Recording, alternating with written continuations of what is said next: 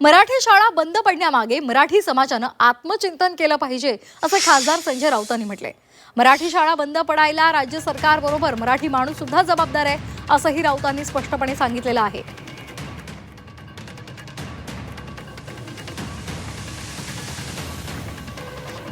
हो, शिक्षण मंत्री म्हणतात त्याला शिक्षण मंत्री जबाबदार असं मी मानत नाही। कोणताही म्हणजे दादा भुसे म्हणत नाहीत, इतर सुद्धा मराठी शाळा का बंद पडतात याचं आत्मचिंतन मराठी समाजानं केलं पाहिजे।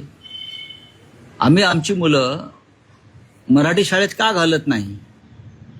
आमची मुलं एक तर परदेशात जातात शिकायला, आमची म्हणजे आमची नाहीत, आमची मराठी शाळेतच शिकली बरं, किंवा कॉन्व्हेंट इंटरनॅशनल स्कूलच्या नादाला लागलेले आहेत।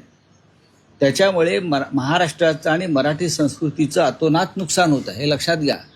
त्याच्यामुळे मराठी शाळा बंद पडतात, त्याला जेवढं सरकार जबाबदार आहे त्यापेक्षा जास्त मराठी माणूस जबाबदार आहे।